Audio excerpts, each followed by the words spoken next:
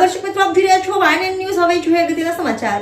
શિનોર તાલુકાના દિવેર ગામે નળાના બાંધકામમાં નડતરરૂપ 15 વૃક્ષોની પંચાયત દ્વારા જાહેર હરાજી કરવામાં આવી હતી, પરંતુ ગ્રામજનોના આક્ષેપ મુજબ ઇજારદારે 15 કરતાં વધુ વૃક્ષો કાપીને પંચાયત સાથે છેતરપિંડી કરેલ છે।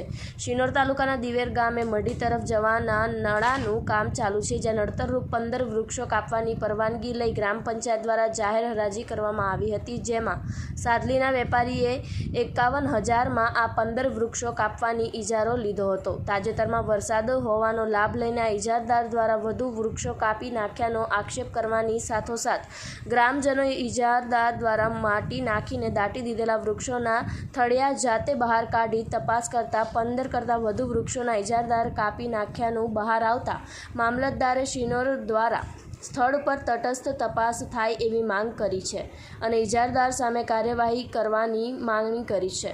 સરકારે એક તરફ વૃક્ષારોપણીની ઝુંબેશ ચલાવે છે, જ્યારે ગામડાઓમાં લાકડાના વીરપ્પનનો ધોળા દિવસે વૃક્ષોનું છેદન કરીને લાકડા વહન કરી જાય છે।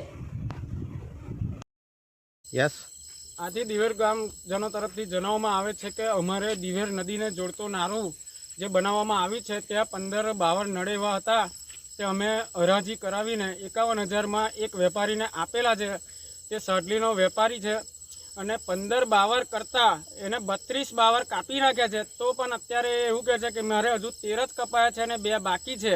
પણ આ તો દિવેર ગ્રામજનોના છોકરાઓ અત્યારે આવીને અહીંયા કોદારા પાવડા લઈને આવીને થળિયા ખોદ્યા ત્યારે માલમ પડ્યું કે એને બાવર કાપીને પછી જેસીબીથી ઉપર માટી ચડાવી દેવામાં આવી હતી। એટલે મારી નમ્ર વિનંતી સાહેબને એક જ છે કે અમારે જે 15 કરતાં વધુ બાવળ કપાઈ ગયા છે તો એના માટે કંઈક પગલાં લે। Subscribe now and press the bell icon. Never miss an update.